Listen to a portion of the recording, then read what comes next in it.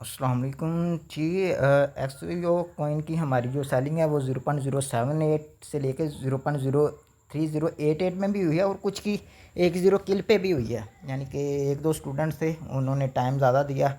हमने क्या करना होता है, यहाँ पे एक्टिव रहना होता है सेल में। अगर यहाँ पे कोई भी बड़ा ऑर्डर होता है हम उसको इंस्टेंट कर देते हैं। यानी कि 10 किल पे अगर यहाँ पे 12-13 की प्राइस हो, 2012, 204, 203, तो हम उसको इंस्टेंट कर देते हैं सेल, ताकि प्रॉफिट होने के चांसेस ज़्यादा हो जाते हैं।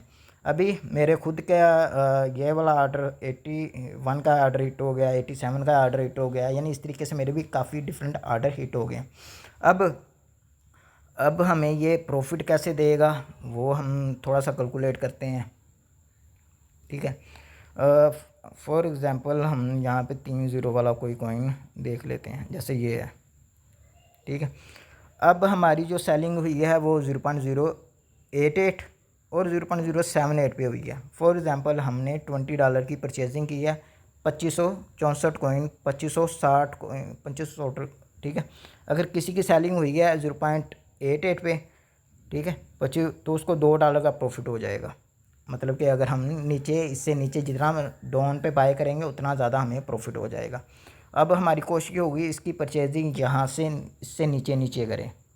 अगर अल्लाह ना करे इसकी प्राइस नीचे नहीं आती, फिर मैं इसकी स्कैल्पिंग की ट्रेड दूंगा। मे बी आई थिंक इसकी फ्यूचर ट्रेडिंग भी ओपन हो जाएगी, तो इसकी या फ्यूचर की ट्रेड दूंगा कि भाई इसमें फ्यूचर ओपन कर लो, उससे अपना लॉस रिकवर कर लो अगर ट्रेड हमारी पॉजिटिव नहीं जाती। बट इंशाल्लाह अगर अल्लाह ने चाहा तो ये हमें प्रॉफिट दे जाएगा, होप सो। तो अगर इसकी परचेजिंग हमें यहाँ पे भी करनी पड़ती है तो हम कर लेंगे। अगर कोई नहीं इसकी पंप आती है, इट्स मीन ये हमें $10 का यहाँ पे लॉस देगा।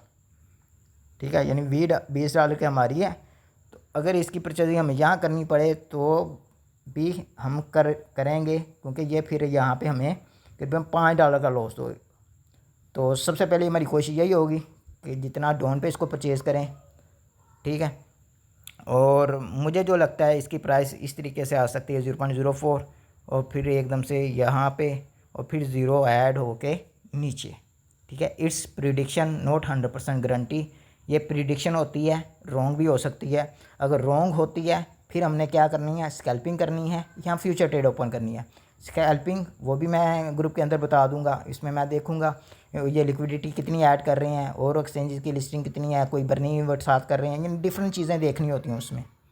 ठीक है, वो सब देख के फिर इसमें मैं अपनी पोजीशन आपको बता दूंगा कि भाई इसमें शॉर्ट ओपन करना है या स्कैल्पिंग करनी है। ठीक है, अब स्कैल्प का भी समझ आ गई, फ्यूचर शॉर्ट या लॉन्ग दोनों, यानी दोनों चीज़ें हो सकती हैं। ठीक है, तो इसलिए आपने बैक एंड पे फ़ंड लाजमी रखना होता है, यूज़ ओनली 20% अमाउंट।